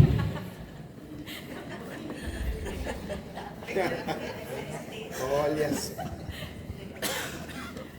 Eu recebi a tarefa, né? Eu recebi a cola para fazer a pergunta mais fácil. Bom, gente, dada a hora, né, vamos ser objetivos aqui, mas primeiro parabenizar a mesa, foi extraordinário, me provocou 1000 coisas, mas uma delas é que eu vou puxar aqui para deixar uma questão para vocês também nos ajudarem a problematizar mais do que dar só resposta. Veja, quando a gente produziu o currículo da BNCC, a gente tomou uma posição ali no texto. É um parágrafo, na BNCC não tinha tempo e nem dava espaço para a gente fazer melhor as coisas, foi a pressão. mas a gente disse lá o seguinte, que as culturas e as tradições produzem fenômenos religiosos, ou seja, isso é antropológico, cultural. Os fenômenos estão aí e continuam a se manifestar. Porém, o ensino religioso não vai direto nos fenômenos. A gente não tem, entre aspas, pernas para que a gente vá lá no campo fazer a pesquisa, vai lá na terra indígena fazer a pesquisa, vai lá na igreja. A gente recebe conhecimentos que foram estudados pela fonte, pelas ciências humanas, e destacamos que dentre as ciências humanas está as ciências da religião, que é uma delas, que estuda o fenômeno religioso.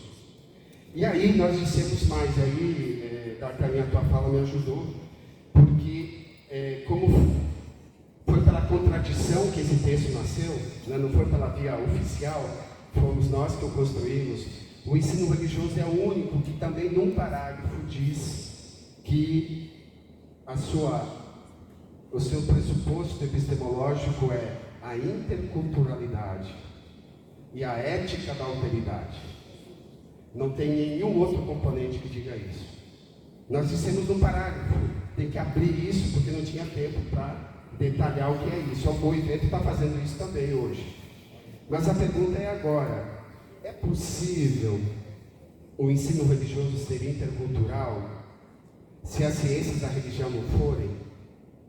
É possível o ensino religioso trabalhar a ética da alteridade se isso não for uma tônica na ciência da religião? Em síntese, é possível o ensino religioso ser promotor da decolonialidade se a ciência da religião for colonial? Uau!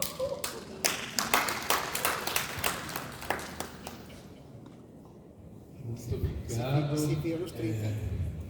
Me deu uma coceira aqui tudo isso também.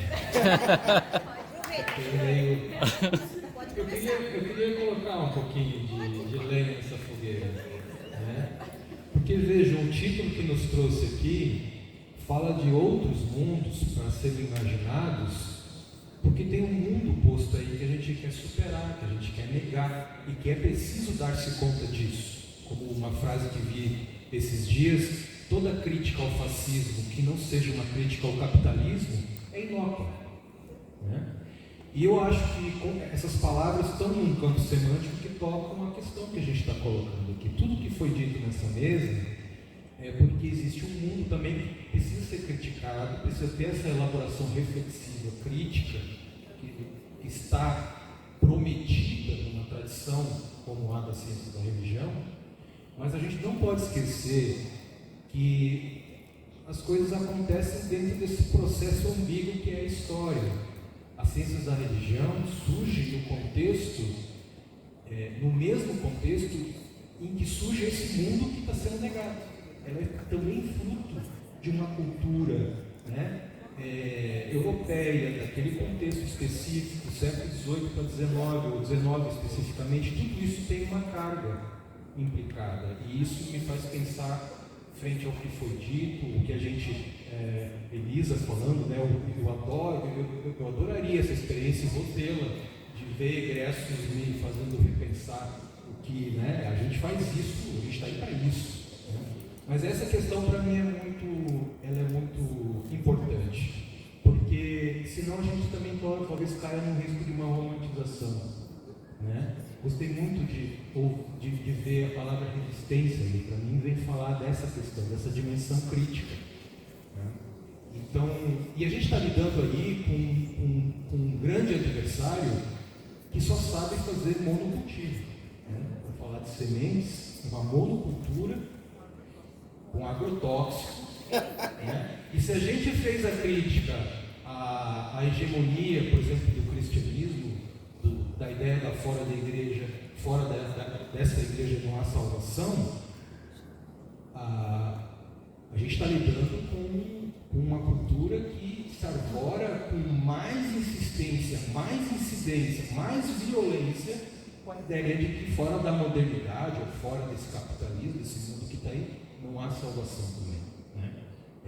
Então, assim, é algo que a gente tem que botar muito na mesa para se pensar. E aí, a aquela ideia de tomar o ensino religioso como lugar para fazer a ciência da religião se repensar, é inevitável, porque a tentação na universidade brasileira está sendo a ciência da religião se valer de pressupostos iluministas, distanciamento, toda essa coisa aí, para querer se fazer ciência humana, para ganhar um lugar. Ó, somos que nem vocês. E aí a gente está perdendo a oportunidade de fazer crítica a esse mundo que está aí, para ser imaginado outra coisa, né? Mas eu só estou falando isso porque vocês me provocaram.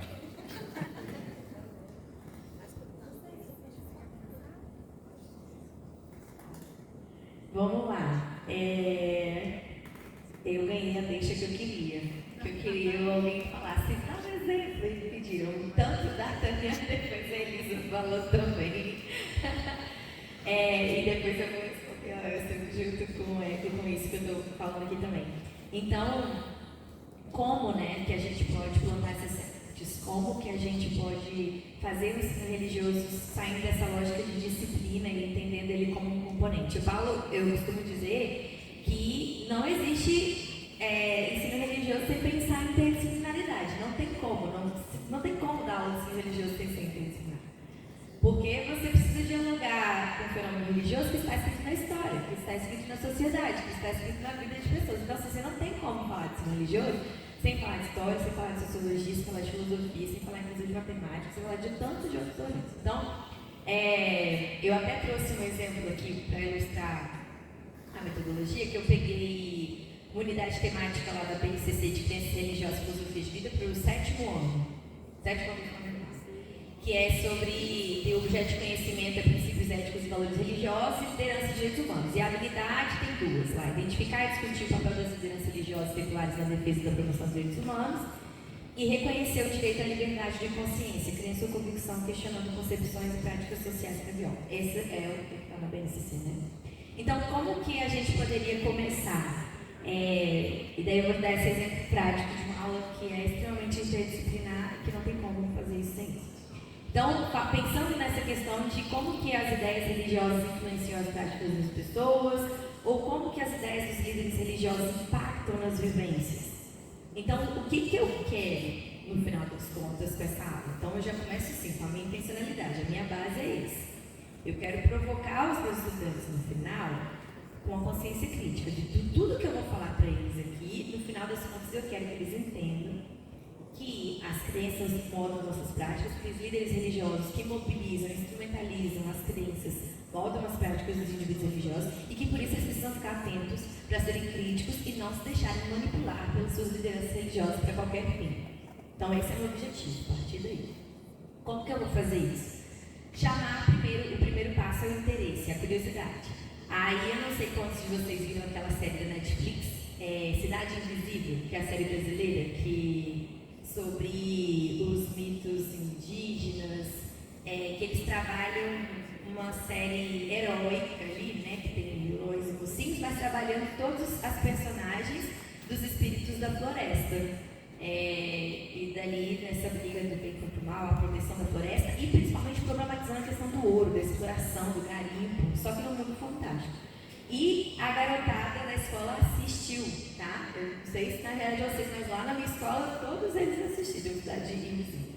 E daí pronto, você traz já esse ponto de partida para conversar com eles, despertar as pessoas. Já viram Cidade Invisível? Daí você já consegue conversar com eles de como que, inclusive problematizar, que o professor Tiago até falou hoje de manhã. Por que os espíritos da floresta são entendidos como folclore e não como experiência legítima de uma crença religiosa que não pode ser folclorizada, diminuída, e como que essa crença molda a atitude daquelas pessoas de preservação da natureza, contra a exploração do ouro, do garimpo legal e tudo mais de conquista, essa questão da natureza. Então você já traz isso. Aí, para trazer o conteúdo propriamente dito, né, para chegar onde a gente quer, a gente pode trazer primeiro sempre semelhante. Então, como que os líderes religiosos, né, como que essas crenças vão mobilizar determinadas práticas. Aí traz um exemplo positivo e perto, que no caso da maioria dos meus diplomatas são tudo cristãos.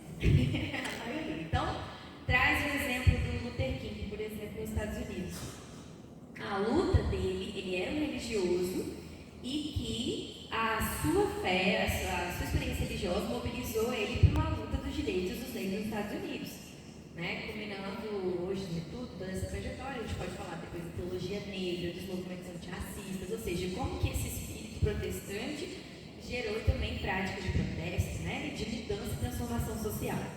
E depois a gente vai trazendo outros para a gente fazer o comparativo, porque assim a gente consegue essa semelhança, você coloca todo mundo no mesmo lugar, e daí o outro já não vai ser estranho, o outro é próximo de mim, porque no meu também tem, então eu consigo ver o outro com mais facilidade, o outro já não é tão diferente, porque eles trabalham na mesma estrutura, na mesma lógica que a minha. Aí eu venho, por exemplo, com a queda do céu, do Davi Copenau, que alguém perguntou hoje como que a gente podia trabalhar isso nas aulas, né, de ensino religioso. Traz a queda do céu, vamos falar então, narrar um pouco da história, do mito, inclusive isso dá pra gente trabalhar em várias outras habilidades, né? E vai fazendo a comparação, trazendo alguns outros, trazendo a lógica da filosofia Ubuntu também, e traçando esses paralelos e levando esses estudantes a terem essa lógica de se reconhecendo também nessas lutas dos outros e dando validade também para essas lutas dos outros. Então o outro já não vai ser mais estranho, o outro está próximo. Olha como que essa crença mobilizou a vida do outro também e como que a minha pode mobilizar. Então, se, ora, eu era uma pessoa, né, por exemplo, você está querendo trabalhar bastante essa questão do BMV, se na minha crença eu legitimava violências, se na minha crença eu era fundamentalista, não, era muito individualista, quando eu tenho esse contato com os outros, nessa lógica da empatia, de trazer esse ego, eu consigo me reconhecer no outro, conseguir ver a luta dele como uma luta minha também, fazer esse paralelo. E daí isso a gente consegue trazer a empatia. Mas veja, eu não tenho como falar do Martin Luther King só a partir do viés religioso. Tem toda uma questão social. Se eu vou falar dos direitos dos negros nos Estados Unidos, eu tenho que falar de história, né? Eu tenho que falar de filosofia, eu tenho que falar de sociologia. Eu estou trazendo todos os outros conhecimentos. Se eu falar da questão da graduação do Davi Copenau, eu não estou falando só sobre religião, estou falando de visão de mundo. Então tem que utilizar de todos os outros conhecimentos acumulados pelas ciências humanas, como o Elson falou aqui, e às vezes nem só das humanas, das linguagens também, que eu acho muito importante, inclusive, para a conversa ali, para que todo esse processo ele possa, de fato, chegar. Então, eu até tinha colocado aqui, a interdisciplinaridade, ela é o processo principal, né? Então, no final das contas, o que eu quero? Levá-los, provocá-los ao pensamento crítico. Se eu for focar, por exemplo, nas lideranças religiosas, como eles podem, né, de alguma forma, suas ideias manipular os seus fiéis, eu quero mostrar com essa trajetória que eles não se deixem manipular pelos seus líderes religiosos ou crenças para algo que fuja da civilidade, que fuja do BMV. E daí a gente pode utilizar os preceitos do BMV como pressupostos, né? Então, se o comportamento dele estiver fora desse ideal, ele vai ser estimulado de alguma forma a mudar o seu comportamento. Então, mais ou menos assim. E daí, eu venho respondendo a questão do Elcio, até tomando aqui a palavra do Joey, que até para a gente poder pensar tudo isso, a gente realmente precisa decolonizar a ciência da religião para tudo isso funcionar. Mas, eu gosto de dizer, assim, eu sou da ciência da religião, né? Eu sou cientista também. Mas eu acho que, enquanto educadora, e daí por isso que para mim importa a prática, e aí que eu acho que mora o ganho do ensino religioso, é porque a gente tem isso para mostrar para a ciência da religião enquanto área acadêmica, porque a gente está fazendo esse esforço aqui, na base. A gente está fazendo esse esforço o tempo inteiro de decolonizar, de pensar no BMV, de pensar em estratégia de reciprocidade, de pensar...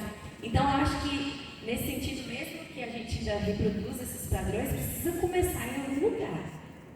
E daí, eu acho que a fala da Elise, depois eu até li, Elise, o trechinho lá, que quando você mandou o esboço do livro, eu falei, vai conversar muito com o que eu estou falando.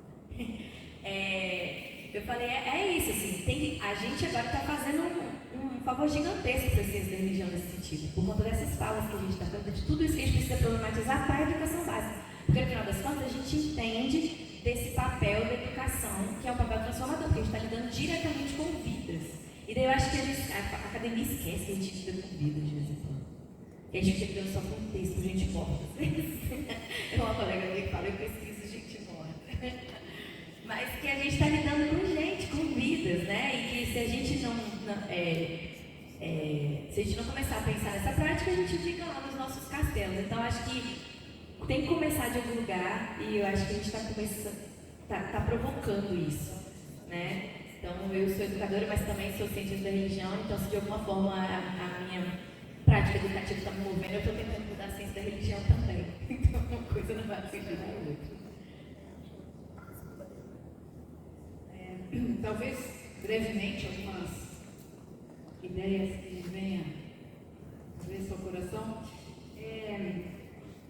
sobre como construir, como gerar uma educação religiosa que fuja desse conteúdo disciplinar rígido, como dar aquele baile, né, que nós sabemos dar naqueles documentos que a gente tem que os objetivos aos quais a gente tem que chegar, mas que a gente gostaria de fazer um processo um pouquinho alternativo.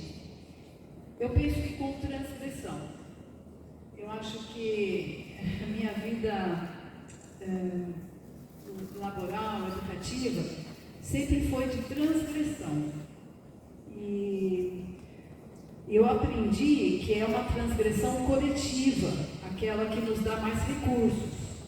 Uma coisa é eu brigar pessoalmente, individualmente, para conseguir mudar algumas coisas na minha prática na aula, com estudantes, ou nas lutas políticas, né, para mudar processo. Lá na Costa Rica agora a gente está numa luta para implantação, para ser aprovada uma lei que vai regularizar um voto da Sala Constitucional, que aqui seria o Supremo, que decretou já que decidiu que a educação religiosa não pode ser confessional. Mas já está caminhando a lei, mas a mudança cultural vai vir agora, a mudança cultural vai vir muito devagar. E como que ela vai ser implementada? Com transgressão. Eu acho que a educação não pode ser ingênua, não pode ser passiva. Nós somos politicamente comprometidos com transformações. Algumas a gente vê, outras a gente não vê e dá desesperança. Por isso que eu falo que tem que resgatar o esperançar. Mas transgredindo. E transgredindo também com outras metodologias. Né? Nós temos aprendido, escrevemos um texto com o Mário Mendes, querido Mário Mendes, um colega, sobre as metodologias que nós estamos descobrindo nas comunidades de resistência. Como essas comunidades sobrevivem, existem e resistem. E uma metodologia que as pessoas em todas as comunidades têm é reunir-se, conversar. A conversação é uma metodologia de resistência. Outra é a comensalidade. Não tem uma visita que a gente faça às comunidades que é, vamos sentar. Acabei de tirar essas bolachinhas do forno de barro, como um símbolo de resistência e de espiritualidade de mulheres que vivem no norte da Costa Rica, quase fronteira com a Nicarágua.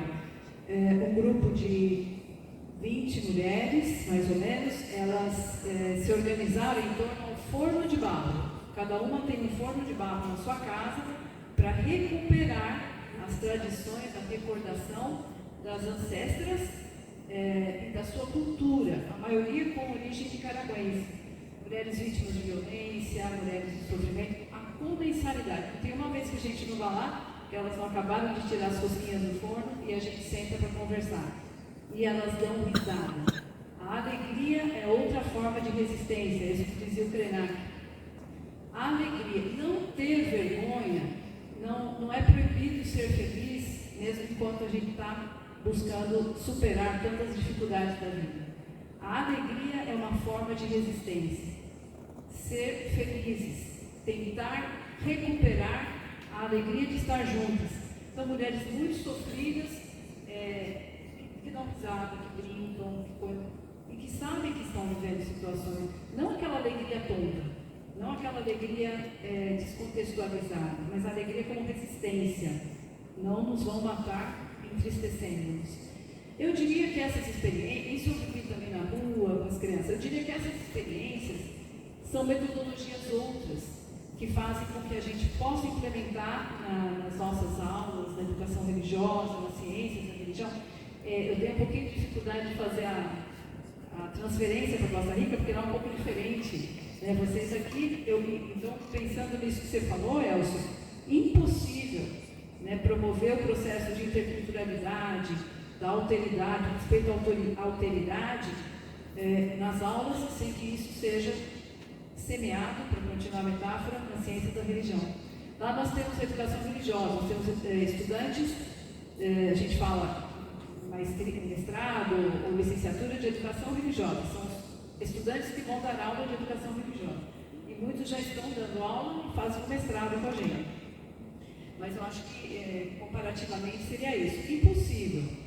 Impossível. E nós temos trabalhado muito a questão da interculturalidade, recuperando Raul Fournet, Betancourt, filósofo, e essa perspectiva que ele coloca da convivencialidade, que é mais do que convivência.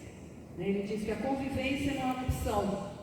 O ser humano, se nós não convivemos, a gente não sobrevive. Mas a convivialidade é a capacidade de construir convivências outras, para seguir aqui o mundo dos outros. Então, eu acho que essas perspectivas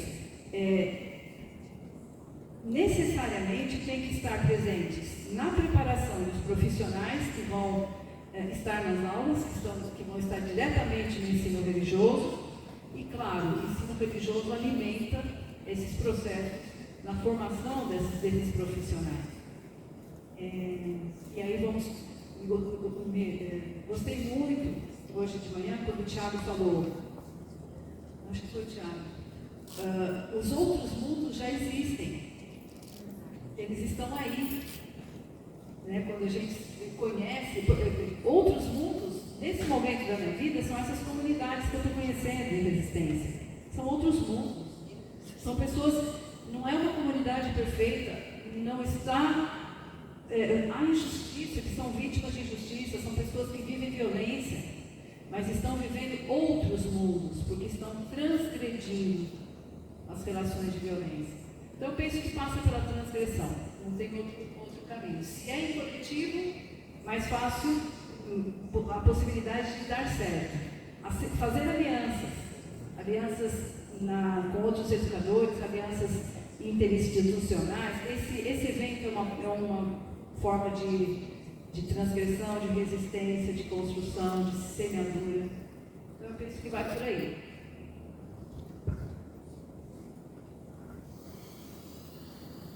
Muito bem, como estamos tratando de horário, podemos fazer mais uma rodada de questões ou...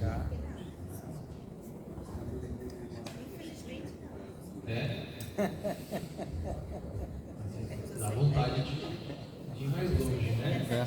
Continua no corredor e não vai. De uma questão, talvez? Ainda? Pode ser? Alguém se habilita? É que acho que tem alguém inscrito. Então, uma última questão com resposta breve e objetiva, mas mais uma só. Vamos abrir uma fala, porque a gente tem ainda a Assembleia do Fonapé para encerrar a noite de hoje.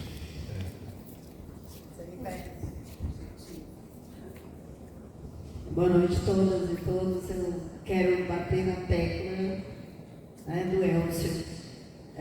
Eu não acredito em ensino religioso se não considerar a interculturalidade. E desde ontem o que eu percebo nas falas, e acho que hoje você salvou, a dificuldade de entender que é necessário ir para a interculturalidade. Não adianta falar em decolonizar o ensino religioso, ciências da religião, se não descolonizar. Então, está havendo muita confusão entre o decolonizar e descolonizar. Para decolonizar, nós precisamos ter uma saída outra, epistêmica. E isso é necessário descolonizar. Então, eu quero chamar a atenção para isso, porque como falar de resistência e provocar em alunos, né, o que a Natália tem dito para a gente, se, por exemplo, não falamos em mulher. Quer dizer, a nossa BNCC se fala 9 vezes de mulher e no ensino religioso, nada. E me incomoda muito ter tantas mulheres e em nossas mesas não se fala em mulher. Como resistir?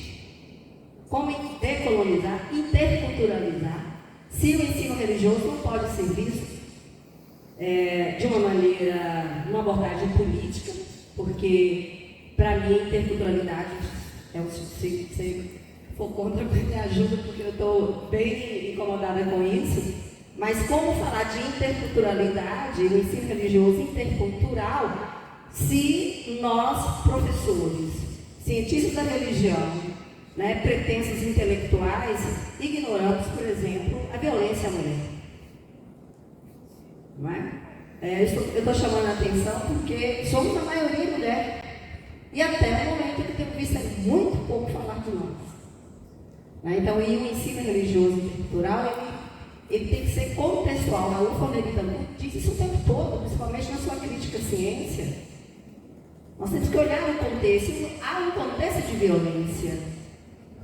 Então, é muito bonito, assim, falar de um ensino religioso que vai levar o aluno a criar uma conscientização, pensando aí, né, em Vieira Pinto, mas como se o contexto está sendo ignorado?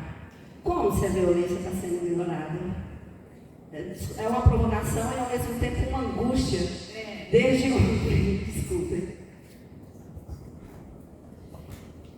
Obrigada pela sua colocação. Outra coisa que vai mexer nos pensamentos, né? Não, eu acho que é impossível.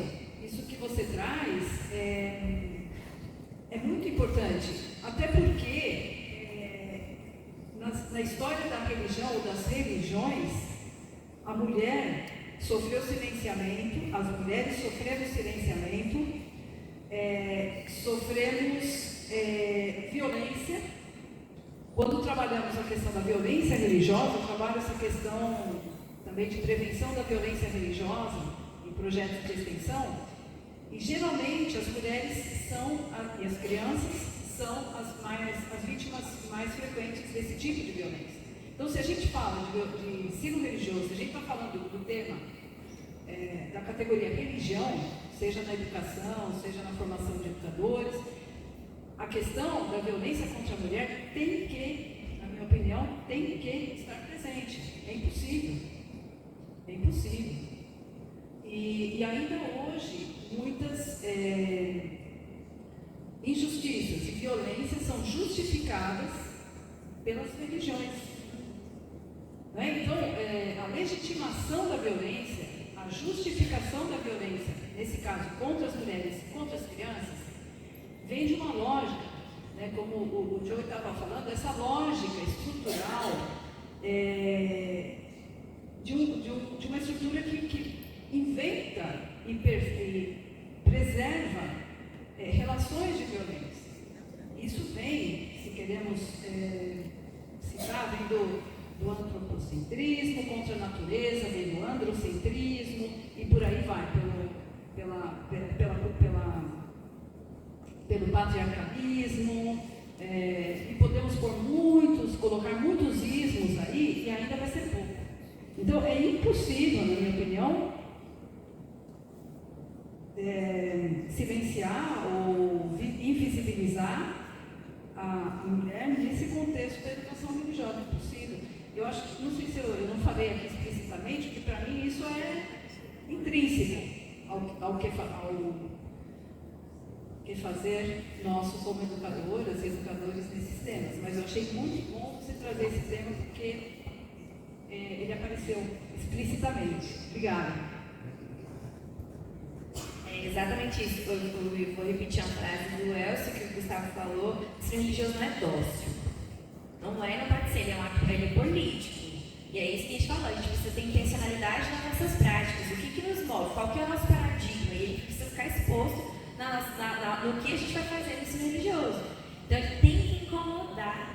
A gente é professor de ciências humanas. Que professor de ciências humanas que não incomoda está fazendo errado. com a história, e principalmente religião, que é um objeto vivo, ele é dinâmico, ele é ambíguo. E daí é exatamente isso que a professora trouxe. Eu botei aqui, a gente tem que tratar de temas difíceis. A religião é ambígua, ela legitima violências. E quando a gente está trabalhando esses conteúdos dentro da sala de aula, isso precisa ser exposto.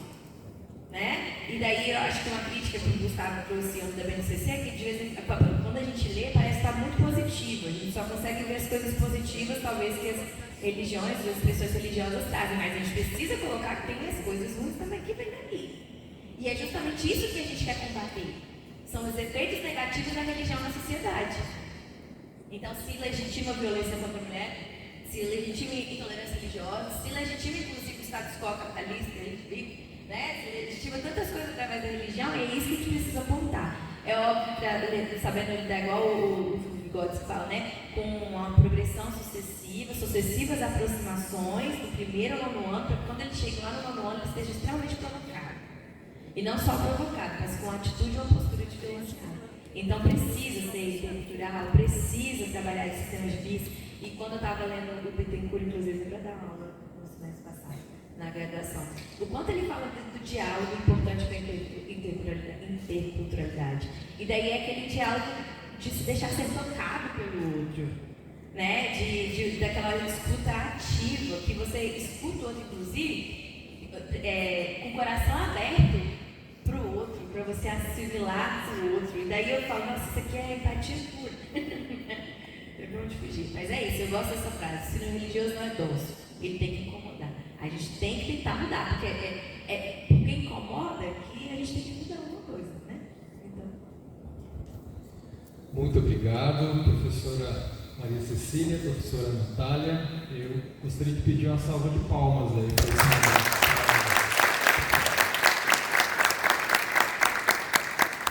Com isso, fechamos essa mesa. Passo a palavra para a D'Artagnan e continuamos a agenda.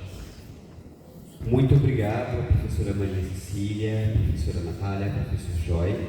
Mais uma brilhante mesa, brilhante discussão que não dá vontade de ser encerrada. Acho que todas as nossas mesas, né, a professora Cecília que citou, né, para não terminar, todos os nossos momentos são sempre muito inspiradores. Breve recados antes de dar